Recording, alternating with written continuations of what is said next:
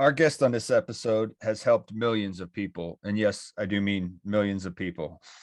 They've changed their lives over the course. He's helped people change their lives over the course of 40 years, helping people with emotional support, anxiety, depression, addiction, and many other issues. He's a counselor, a success coach, author of at least 10 books that I know of, #1 bestseller, and author of Helping Americans Heal, the ultimate guide to healing during these challenging times. I'd like to welcome David Essel to the show. How you doing, David? Dylan, it's so good to be with you, my brother. And just our little conversation ahead of time says we're a great match. I can already tell that. Yeah, man, I'm excited to have you on. I appreciate you taking the time out tonight. I know, you're a pretty big deal, man, in what you do. And that little very small bio that I gave of you, I mean, I could have probably, it could have been a 10-page bio of all the things that you've done and the things that you're doing. So it's great to have somebody such as yourself on the show, real positive inspiration for the world, I think. Thank you very much, Dylan. It's the whole purpose I'm here, and it has been for 42 years now. I mean, I think I was very fortunate, at a young age in my professional career. My only desire was to help people heal. And it's wild, Dylan, because 40 years later, I just wrote a book, Helping Americans Heal, so it's been in my blood from the very beginning. And I think it's something that right now, this world needs to hear more, that there are people with solutions, Dylan. Everyone's got a complaint. Everyone has a problem. Everyone has a theory, right? But there aren't enough of us coming out with solutions, which is why we wrote the book, Helping Americans Heal. It's whether we're talking about suicide, which is a very touchy situation, but it's increased dramatically over the last year. And as a matter of fact, and a lot of people don't realize this, over 150 people a day in the United States commit suicide. Over 150 people. I mean, that number is mind-blowing. 22 of those people every day are veterans. 22 veterans of service from the United States of America kill themselves every day. So, when we wrote the book and the program that we'll talk about later and everything that I'm about, Dylan, it's about solutions. You and I could spend the whole hour complaining about, the mistakes the government's made or the pharmaceutical companies, but we can let other hosts and other guests cover that stuff. We want to stay with, well, what do we do now? We're in this mess. We have no idea when it's going to end. What do we do? And that's the work that I'm all about doing. Right. And you had mentioned, for them people out there that are struggling with, depression and stuff like that, and maybe thinking that that's a good alternative solution, from somebody who's, had a family member that has committed suicide. I think it's really devastating for the people they leave behind. You know what I mean? So that's just, maybe something for people to think about, It's really hard. It's very difficult. As a counselor, we never judge someone when we work with family members of someone that's taken their life. I'm working with a gentleman right now. His 82-year-old father recently took his life. And, I mean, it's so difficult for the family to wrap their heads around it, and then I have a client whose 15-year-old son took his life. Wow. And you go through this, Dylan, and I mentioned to you off air in 1990, I had tried to take my life. I failed, thank God. And so I have this unbelievable space in my heart for anyone who's on that ledge, anyone who, and I want to make this statement right now. If you feel that you're on that edge and you feel you can't take it, I'm going to give you two critical options. Number one, please call 911.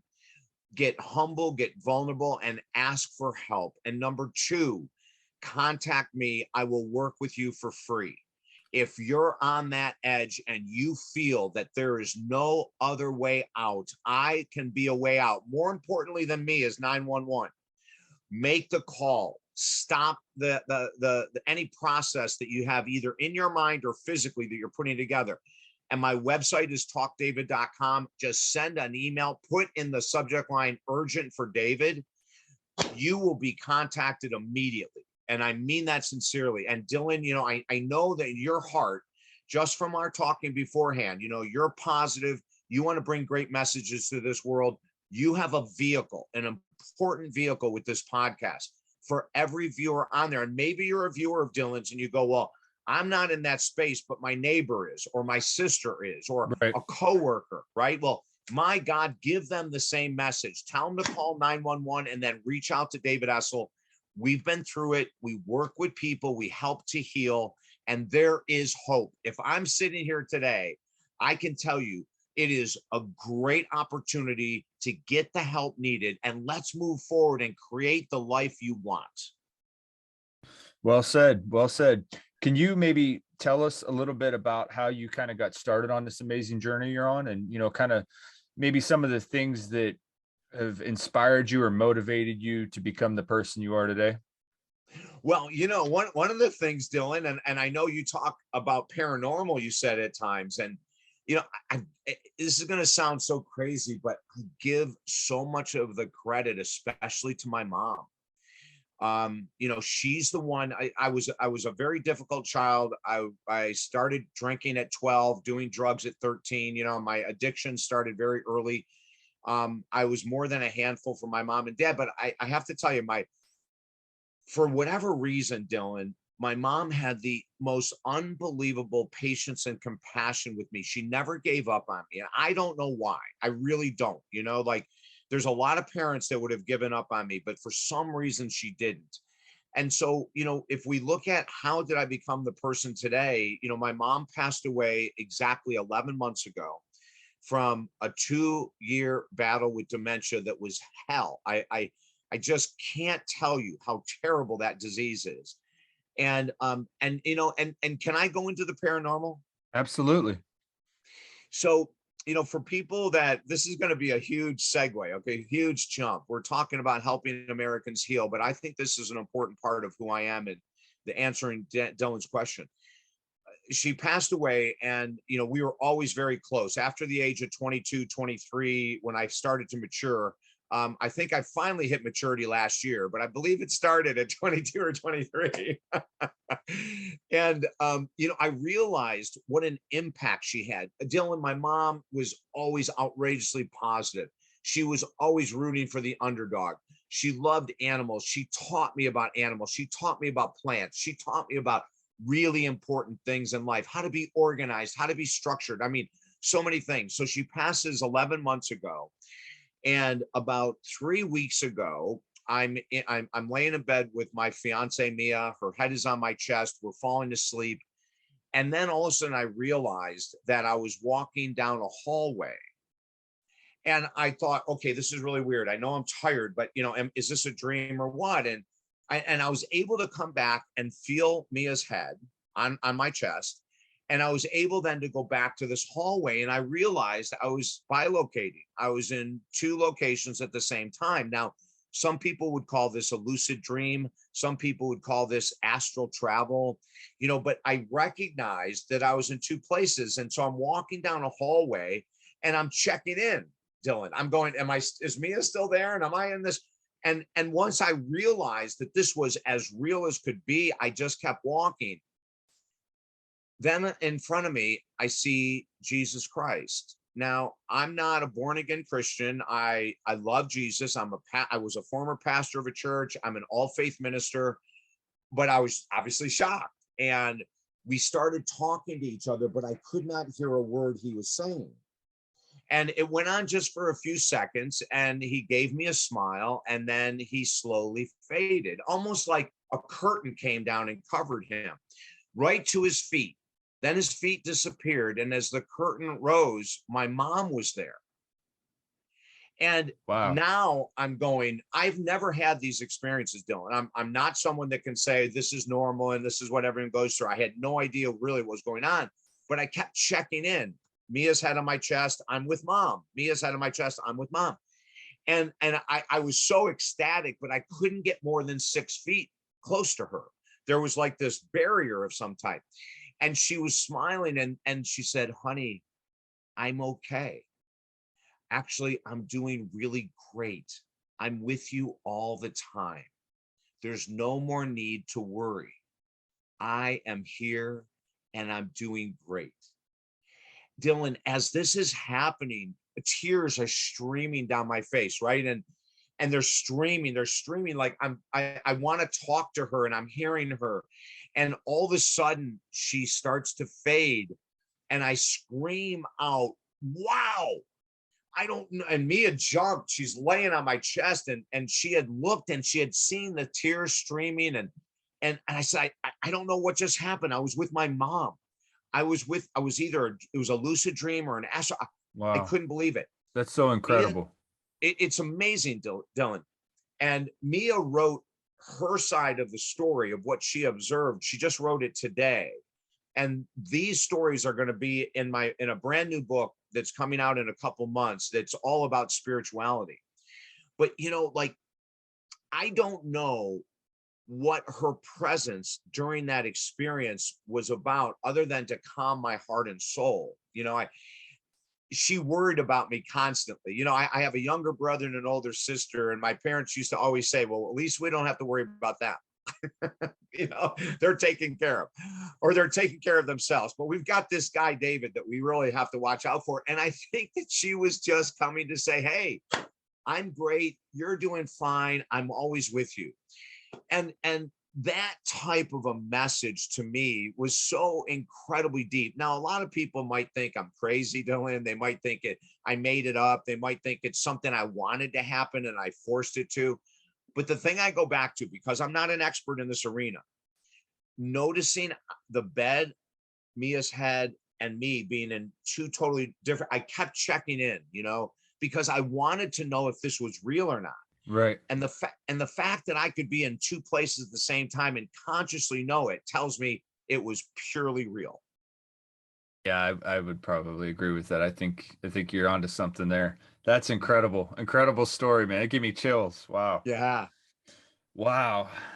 Um, so what is it about, what motivates you to help so many people in so many different ways? Because like you don't just help people maybe that are suicidal. I mean, you're helping people financially, you're helping people in relationships. I mean, you're all over the map, man, when it comes to helping people. Yeah. So what is it about, like what drives you to be this guru and just helping people, man? God, that's a great question. If Mia was here, she's out in the other room, she may have the answer to that. If my mom was here, she might have the answer. Dylan, no one has ever asked me that question before. And I've done interviews for 40 years, for God's sake. That's a great question. Let me make a stab at it. I personally believe that everyone is brought into this world with specific gifts. And they're different for everyone. There could be someone who has the gift of compassion that, their heart is open for everyone, and they'll hug a homeless person and they'll work with the homeless, and like it's who they are, right? And then there are other people with outrageous athletic skills, and yes, they have to practice, but when they practice, they become superstars, where if someone else practiced 24 hours a day, they would never make it in any sport at all, right? So they have that gift. We have the gift of artistry, which could be music. Someone is just musically inclined or vocally inclined, or, there's some physical art that they're exceptional with. There are some people, Dylan, that they've never met a plant they can't save. Like they just naturally know what, they're not trained. They didn't go to college for horticulture, for God's sake. They just know. Right. And I honestly believe that I was given a gift of leadership and service. And I think those are the two of the greatest gifts that I've been given. Leadership, meaning I'm willing to take the hits. I'm willing to open up new roadways. When our first #1 best-selling book hit, Dylan, I had written books for 20 years with no notification, very little sales, but I just kept writing books, because I want to help people, right? We go back to service. I want to help people. Well, the first book that hits #1 that goes back into my concept of leadership is called Positive Thinking Will Never Change Your Life, but This Book Will. And we go after the secret, and we go after the law of attraction with class, of course, but we just tear them apart because they're nonsense. For the most part, when I say they're nonsense, meaning the teachers of the law of attraction that say whatever you put out with your thoughts must return in kind, that kind of nonsense. Well, Jesus And sorry, Jesus. Well, I am so sorry, but you can put all the thoughts out in the world. You're not going to become an NFL all-pro running back just with your thoughts. You won't become a doctor or a bodybuilder. You're not going to attract your soulmate. But let's look at it this way. If you put a thought out into the universe and you became a doctor and you never went to med school, we would call that a miracle. We would also call that person, they would probably have a very hard time getting patients because they Right. never went to school, right? But so as a leader, you take chances. So we took a chance, and the book, Positive Thinking Will Never Change Your Life, but This Book Will, was probably the biggest chance I took professionally 7 years ago, whenever it was. Because I believe in positive thinking, and I'm probably one of the most positive people that anyone could ever meet. But I also know that there's limitations to what a positive thought can do. Can it lift your spirits instantaneously? Hell yes. There's a cascade of chemicals that come in through your brain when you think positively or read something positive. But to me, it's ridiculous to think that you can simply put a thought out that I'm earning $1 million a year and it's going to happen. That checks will come in the mail, as they say in those ridiculous movies, So I want to be the leader.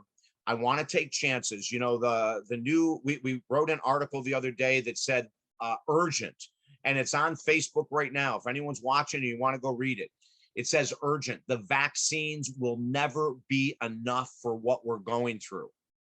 And so I'm taking a big stab here, and I'm saying, listen, you can have all the vaccines. You can get 20 freaking vaccines. It's not going to change a damn thing about anxiety, depression, addiction, insomnia, suicide, relationship breakups. It doesn't matter how many vaccines you get. What's the missing piece is that we aren't taking care of ourselves, Dylan. Yeah. We're not taking care of ourselves mentally, physically, spiritually, financially. I mean, And it takes work, right? It takes work. Yeah, absolutely, brother. It takes a lot of work. So, with the new book, we're saying, we've got to change the way we think about the pandemic. We have to change the way we act during it. We really need to change. And the book is filled with solutions on all the topics that we're struggling with. If we look at several years ago, a study came out saying 30% of Americans struggle with insomnia. In our practice alone, it's about 60 to 70% of people are struggling to get a decent night's sleep on an ongoing basis, right? In the world of addiction, we have seen more cases of addiction in the last 4 months, and I'll tell you the topic, than I have seen in 42 years. We have gotten more sex addicts, more people addicted to pornography, especially pornography, than we've ever seen in 42 years. Normally, Dylan, we'll get anywhere from 2 to 6 people a year that'll contact us for sex addiction. We'll get 100 for alcoholism. We'll get 150 for food addiction. But we rarely, in the last couple months, we've gotten so many people who are struggling with sex addiction. And so why do you think that is? Well, when, with the pandemic and people shut in, if they aren't looking for ways to get their needs met in the brain, meaning joy and happiness and all that, if they're stuck in conspiracy theories, if they're watching the news, if they're arguing on social media, they look for an escape from reality. That makes sense. So some people will use nicotine, others pot, others alcohol, others food, and then there comes sex. Well, heck, you and I right now, Dylan, we could make our screens smaller, minimize our screens, and we could be on sex sites in 2 seconds. There's millions of them, right? They're all over the place.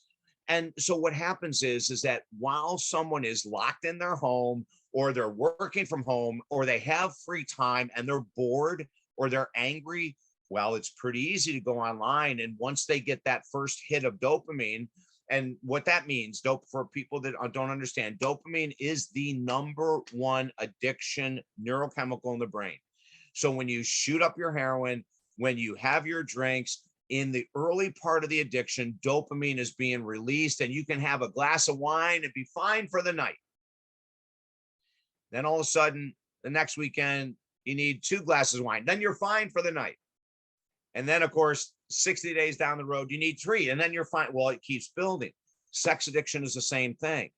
The sex addict has the pleasure center lighting up like that. when they see a certain photo or a video that turns them on, right? And then what happens in the world of addiction is it works so well, we want it the next day.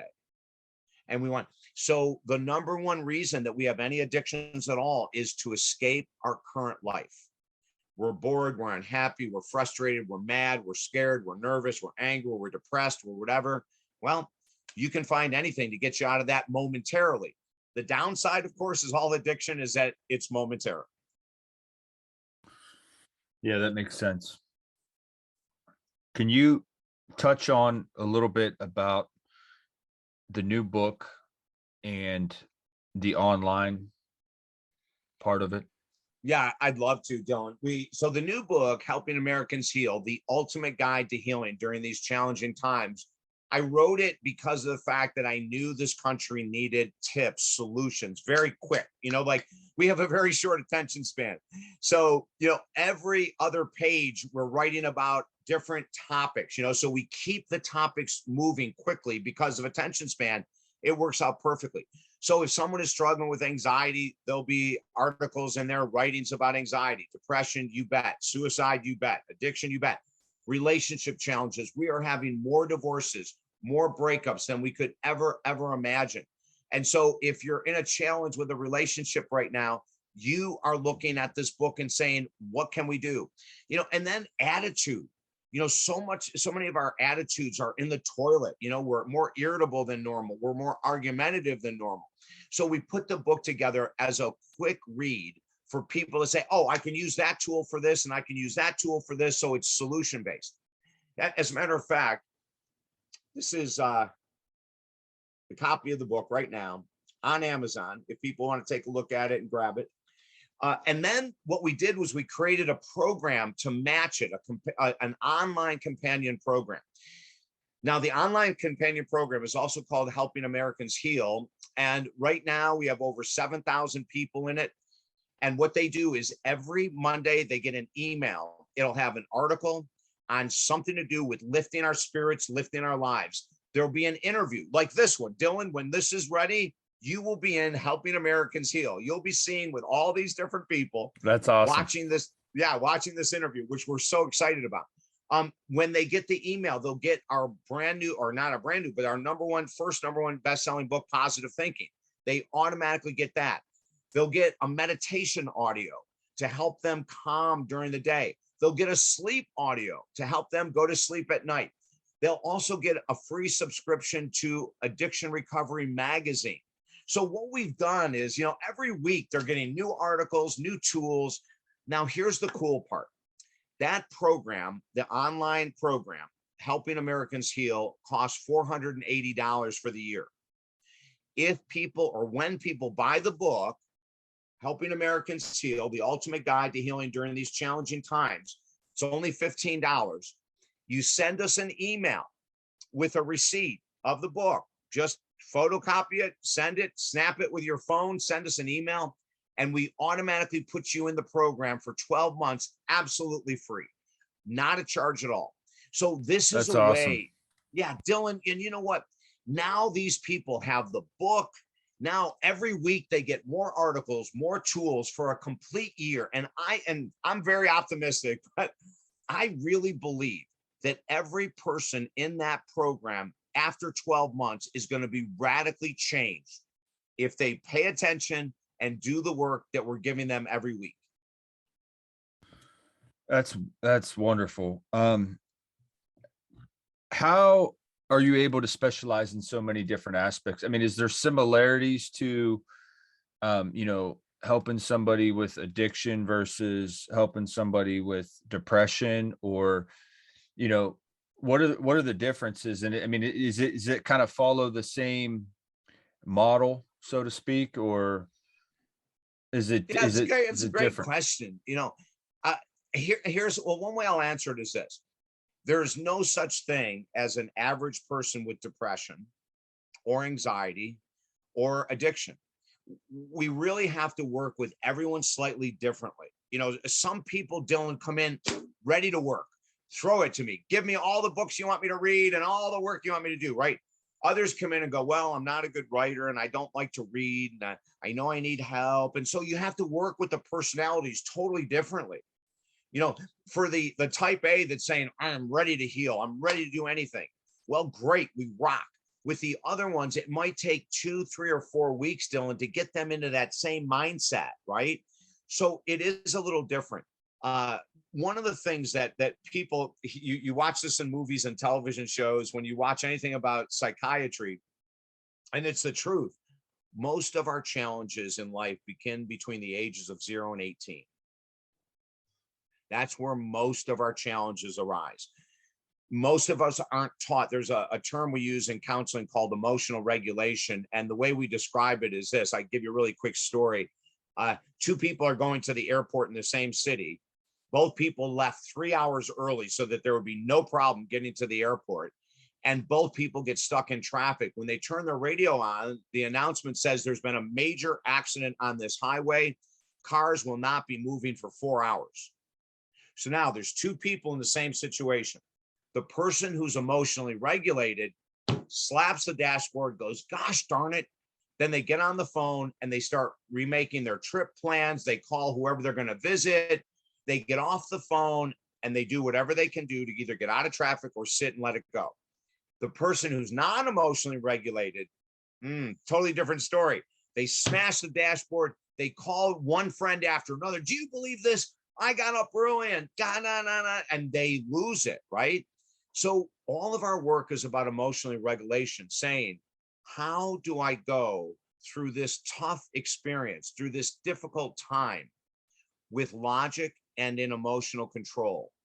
And that is something crucial. And that's what we teach everyone. Now, Dylan, some people, they'll pick it up in a heartbeat, and other people, it could take them 2, 3, 4 months. So we teach the similar tools, but we do it in a way to match the personality of the client we're working with. That makes a lot of sense. Who are some of the influential people? Maybe it's past like psychologists, or maybe just somebody in your life that really helped influence what you're doing, and kind of your model or the way that you go about teaching people. Well, Wayne Dyer had a huge impact on my life. And, the first time I interviewed him was 1990. And he said to me, and this was mind blowing, Dylan, I mean, and a lot of people that know of Wayne Dyer over the last 10 years or so didn't know that in 1980, he was a rock star. In 85, he was a rock star. When I first met him in 1990, he was huge back then, even, he was really big. But here was the coolest thing. And he impressed me so much. I'm going to tell you 2 quick stories. At the end of the first interview, he says to me, David, that was great. Now, how can I help you? And I said, what? He goes, oh, no, what can I do to help you? And I said, what do you mean, Wayne? And he goes, you're great at what you do. He said, you're awesome as a host, and I would like to help you. Now, I had never met him, never talked to him. And here's a guy so far ahead in his career, and he's going, I want to help you. The next time he came on, I didn't know what to say. I go, Wayne, I don't even know. He goes, I'll tell you what. He goes, I'll be back on in a couple months. Think about it. So when he came back, I said, Wayne, I go, one of the most beautiful things, I think the only thing I could ask you to do is since you love my show and you're back again, would you mind giving me an endorsement? And that endorsement is on my website. It's on our books. It's everywhere. That guy made such a big difference. And then this is the second thing he did that totally, and it's one of the reasons why we're doing what we're doing with the Helping Americans Heal program. Wayne Dyer said this to me. I go, Wayne, how can I escalate my success with my career? And what he said back in 1990 shocked me, Dylan, and I didn't think I could do it. And he said this. He said, give it away. I said, give what away? He said, your knowledge. I said, Wayne, that's how I make money. He said, you're missing the point. He said, don't worry about that. I love that. That's coming from lack. Right, Dylan? He said, that's coming from lack. When you come from abundance, you realize there's nothing you could give away that won't come back and benefit you somehow down the road. So give it away. So it was with his advice that we started doing things. Now, I didn't get a computer until 1995. So it was like 5 years after I met him that we started sending things out, newsletters. For years, we did this thing called David Essel's Daily Boost, where 5 days a week we gave a free a video. I would do a video 5 days a week, right? And just giving and giving and giving. And that's the reason when we wrote the book, we said, no, we got to give the program away.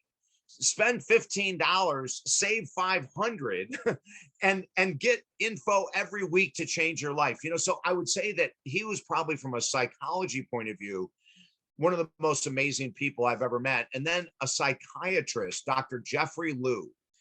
He was the one in 1990 with my failed suicide attempt that took me underneath his arm. And Dr. Liu saved my life, Dylan. Wow. He had so much patience and compassion. And here I am, compared to him, I'm a young counselor. Of course, he's a psychiatrist. I'm a young counselor sitting in his office. I'm an absolute mess. I'm completely shaken and shattered. I don't want to be here anymore, but I couldn't pull it off. And he's the one that said, I'm with you. You'll be fine. Do what I say and you'll be fine. When I'm getting chills right now, Dylan, when I think of two people in this world,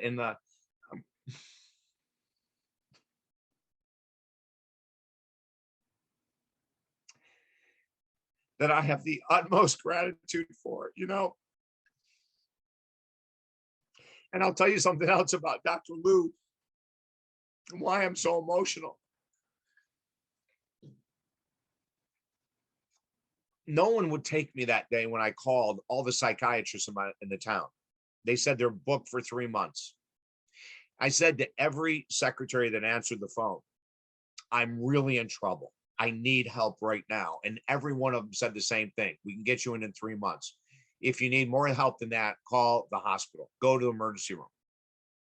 For some reason, Dylan, I couldn't go to the emergency room. When you're in that mental state, logic is not your friend. You don't know what the hell you're doing. Right. And what I did was I just took my pen and circled one of the psychiatrists that I called and went to his office. And I walked in the door and I looked at the secretary and I said, I'm not leaving until I see the doctor. And I went over and sat down, and she did what she was supposed to do. She said, I'm sorry, you can't be here. You must leave. I just sat there and I waited hours. And when Dr. Liu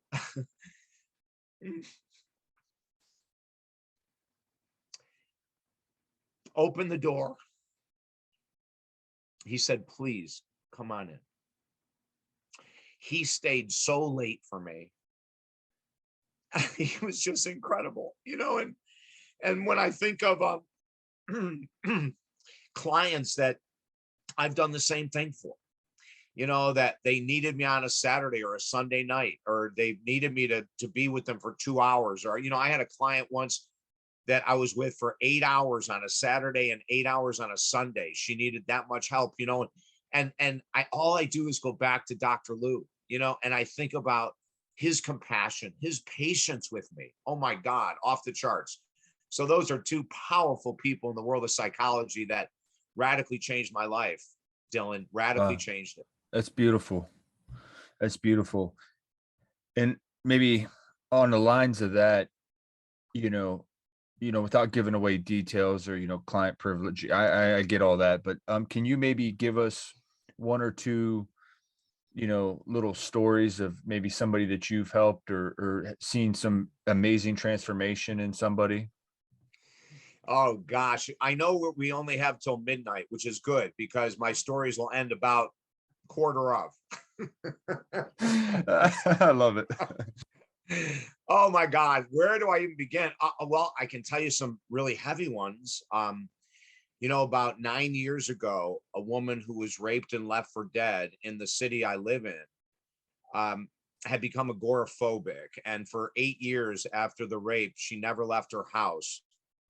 Counselors would come to her house. She did go to a doctor once a month. She was on sleep meds, antidepressant, anti-anxiety, antipsychotic. She was absolutely numbed to the world.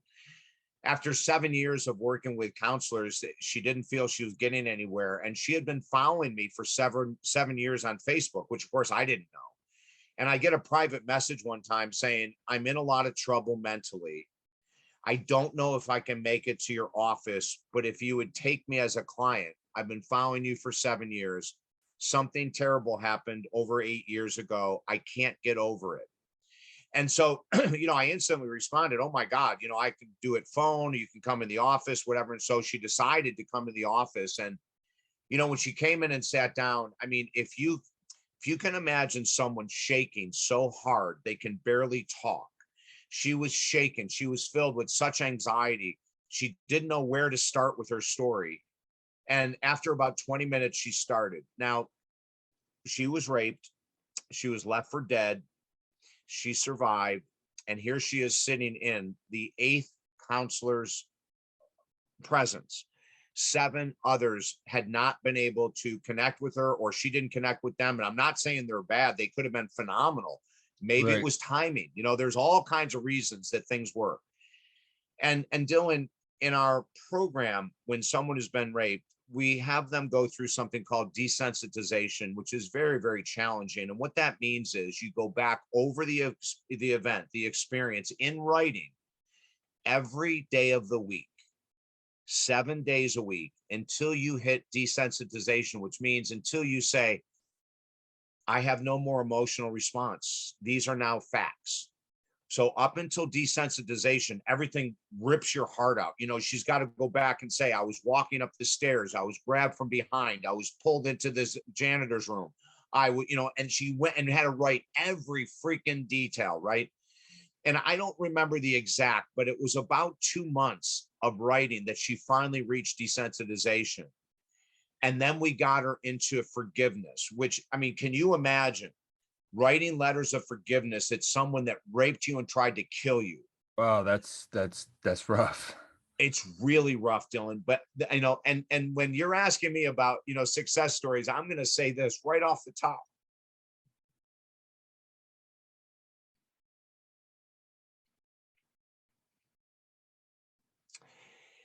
I am a facilitator. I don't heal a soul. I facilitate the healing, and they heal themselves. The tools I give are all about them making the choice to do the work or not, Dylan. I do not have the power to heal. I have the power to give hope. I have the power to encourage. I have the power of compassion. These people that I'm sharing, these stories, are people that worked so hard, that do what 90% of us won't do, and they come out so victorious. It took us a year of working together. She's off all medications. She then, 2 years after we stopped our work, she contacted me and said something that I've never heard in the history of counseling. She said, David, I'm ready to date, but I don't know how. Dylan, if you can imagine, 2 years after doing her forgiveness, she's come to a place where she's willing to be in a man's presence. It's unheard of that quickly. It's unheard of. So, I mean, those are the type of stories. And she was writing letters of forgiveness to the killer every day, telling him, I hope you get the help. I hope, God has forgiven you. Forgive yourself. Get the help. I mean, that's just an incredible story. A gentleman that I started working with a year and a half ago, a 30-year alcoholic, multiple marriages, very successful financially, and just a world of hurt all around him, contacted me from a seminar on how to earn more money, how to be a better business person. In the middle of the seminar, he had raised his hand and asked someone on stage that if they knew anyone that could help him with his addiction. I mean, he was willing in an audience to stand up and say, I need help. No one helped him. No one came to him.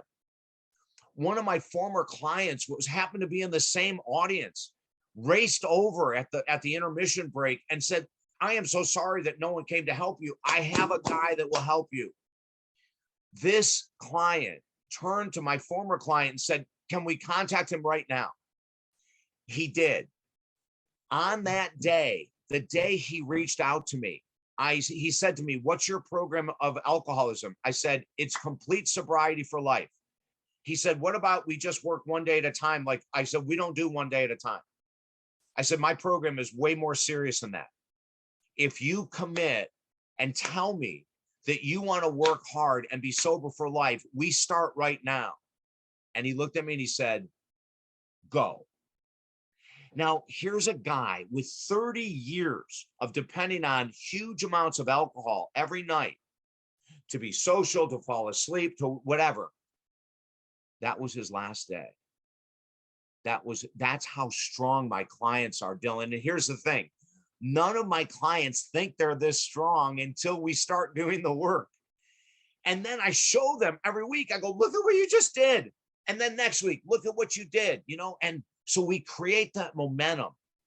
It doesn't matter what's happened. We have people that have affairs. They're partners in an affair, and we help them work through it. So there isn't any topic that we can't help. And I even say this to people. Someone might say, I'm not sure I'm ready. And I say, are you 10% ready to change? Are you 10% ready to stop the addiction? Are you 10% ready to heal your marriage? Are you 10% ready to change your career? And if they say they're 10% ready, we know we can carry them through the rest. That's all you need. For all the listeners out there, whether you work and with the viewers, whether you would work with me or someone else, you don't have to be ready. No one is ever ready, Dylan, to do the hard work. Like, I oh my think that's God, great advice, especially right. for people that feel stuck or hopeless already, right? Yeah. And they're already just in a bad place emotionally, mentally.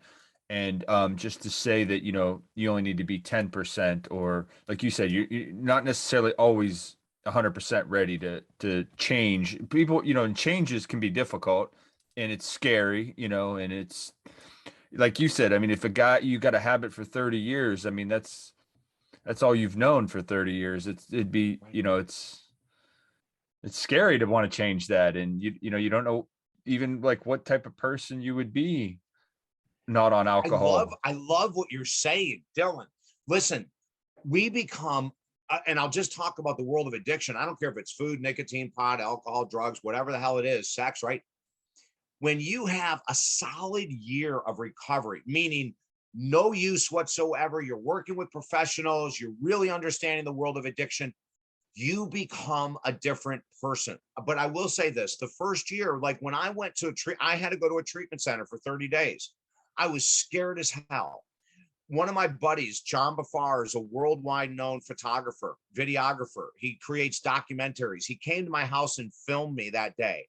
I couldn't even talk. I was so scared. I was afraid. I was crying. It was a 2.5-hour ride to the treatment center. I cried the whole way over. Dylan, I was scared out of my mind because I was like the client that I just talked about. I had a 30-year addiction to alcohol and cocaine. And here I am being driven to a center that has neither for at least 30 days. So I wasn't ready. I'm a freaking counselor. I was not ready, but I knew that I had to do something. My life wasn't the way I wanted it to be. So that 10% is real. Don't worry about anything else. If you have a 10% desire to heal anything, you can heal. And that's the beauty of the world of psychotherapy. You don't have to be ready. None of us ever are, Dylan. Uh, that's deep. It's a beautiful message. Real quick, while I still have you here, can you maybe talk a little bit about some of your other written work, just to kind of give the listeners, an idea of, who you are and the variety you offer? Yeah, the variety is crazy, brother, isn't it? I mean, my God, most writers when they write, they get into a genre, right? And so every book is about positivity, or every book is about what's some of my favorite books? Jack Reacher. Do you know that series, Jack Reacher?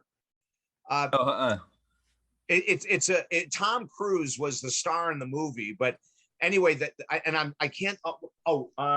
Lee Child. Lee Child is the author's. Just happen to have a Jack Reacher yeah. book here. Okay. Okay. So Lee Child, he writes all about Jack Reacher, right? So when you ask me, what we have, I don't know, 11 or 12 books, I forget. We have a brand new journal coming out, a gratitude journal coming out in 30 days, which we're super excited. So here we go. We have a gratitude journal coming out in 30 days. We have the book, Helping Americans Heal, the ultimate guide to healing during these challenging times. We have 50 plus flavors of erotic love. Okay, now this is where we go way off chain, Dylan. It's like, where the hell did that come from? This motivational guy, right? We have how to experience heaven on earth, purely spiritual, this gorgeous spiritual book. We have another spiritual book, Rockstar, Finding God's Purpose for Your Life. Now, I want to mention something about Rockstar, because guys and gals, ladies and men and women, Rockstar is a complete parable story of the life of a rock who faced huge anxiety and depression. Rocks battle depression and anxiety too, Dylan, in case you didn't know it. The story was given to me by a homeless man.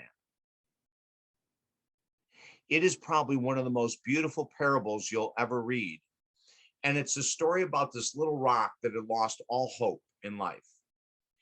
And he realized, though, that in the moment of losing hope, there was this spark in the middle of his heart that kept pulling him up and telling him to come closer to God. And he realized one day that that spark meant he had a purpose here, and that he had to find the purpose. And at the end of the book, when you read it, the purpose changed the world. The literal rock's purpose of life changed all of existence. So we go into that, right? And then we go into focus, how the ultimate guide to achieving all of your goals. It's called Focus, Slay Your Goals. And so we give you the steps to take to be focused and organized, and how to achieve any goal in life. What else am I missing, Mia? What other? Oh, thank you. Love and relationship secrets that everyone needs to know. That's beautiful. Including me and Mia. I mean, listen, all couples are the same. Doesn't matter if you're a counselor, therapist, doctor, we all run into struggles with relationships, right? So in the book, we talk about love and relationship secrets that we're not taught, that we need to know in order to have great relationships. So, and I know there's other books I'm missing right now, but that's wonderful. And I think the spirituality aspect, though, you said a couple of the books were real spiritual. I think that's really important, though, when it comes to overcoming addiction, or just even becoming just a better version of yourself, right? Because I mean, and when you break it down, like, we're spiritual beings, and we need that spirituality. I don't think enough people talk about that, but I think that's very important stuff you're doing. Yeah, thank you, Dylan. And speaking of spirituality, in about 3 months, we have another book coming out. And the title is really beautiful. You are one with God. I am one with God. Let's enjoy this journey together. And it's this very deep spiritual book that was given to me. Some people would say it was downloaded into my brain. I did not work at all. I sat and wrote, and the book was completed. So and during this time, Dylan, and we can separate spirituality from religion, or we can combine them. It's whatever, however you want to look at life. It doesn't really matter, but you can use religion or you can use spirituality. Having a sense of connectedness to something greater than ourselves, I think, is a beautiful way to inspire hope. That we have someone or something, if you call it universal energy or universal light, or you call it God, or you call it whatever you want to call it, right? It's like when you have someone or something inside you or outside you that you can go to for comfort. There's, and I don't usually get into the Bible talk at all, because I don't think it's usually necessary for me anyway. For other ministers, it is. But there's something in there called the still small voice. The still small voice, if you're quiet enough and you give yourself space for your spiritual path, will have answers that might shock you to challenges that you're in. But if you don't slow down and create space of quietude and space where that you can be alone with this one thing, this person, this entity, this angel, this whatever it is, that to me is where that still small voice comes up and says, maybe it'd be better for you to forgive them. Maybe it would be better for you to get help to get out of your situation. You know, there's that still small voice, and Dylan, it's in everyone. It's not like it's in the chosen, for God's sake. You know, I struggle with any religion that says we are the way only. You know, I really Right. struggle with that. Me too. You know, because everyone is chosen. And I write that in the new book, You Are One with God. Everyone is the chosen one. Every single one of us. You know, Dylan, and this might turn some people off, but people in prison are chosen. Homeless are chosen. But a lot of us just don't wake up soon enough, Dylan, to see that we're the chosen one, like everyone else. We just don't wake up early enough, you know, and maybe this is the time. Maybe, Dylan, with your show, people will realize that they are the chosen ones. Now, in my belief of the world of spirituality, that spirit cannot interfere with our choices because we've been given free will. So a miracle can happen maybe, and one day you wake up and you say, oh, I'm just not going to drink anymore. That would be a miracle. Most of it is that we have to meet spirit halfway. So spirit says you are chosen, and I'm speaking to you directly from spirit. You are chosen. You are the chosen one, just like everyone around you. Now that you know that, what do you need to do action-wise to prove you know it's true? And Dylan, that's the work of all of our work, you know, is to bring people to the understanding of how important they are, how beautiful they are, that you do have special talents. Even if people told you your whole life you don't, that's all a lie, because you're chosen. And all of us that are chosen, which is all 7 billion on this planet, has special gifts. And those gifts must be mined, M-I-N-E-D, like a gold mine, right? You have to mine them. You have to work. And what we say is this, there's a beautiful statement in Kabbalah, which is the mystical arm of Judaism, that says this: in order to grow, step 1, remove your blocks. Step 2, add new ones. So we remove the insecurity, we remove the rage, we remove the addiction, we remove the judgment, we remove all of that to add compassion, patience, love, understanding, service. You know, and I love the way they explain that. So it's a 2-step process. Step 1 is, let's start to remove some of those habits that aren't working well. It might be arguing on social media. Start there. Just start there with 1, right? And as you get rid of that, you open space for more grace to come in. You open space for more new people with brightness and joy to come into your life. As you let go of the addicts in your life, even 90% of the time you spend with them, you don't have to kick them out. Yes. Right? You don't have to kick them out. You can still be there to support them.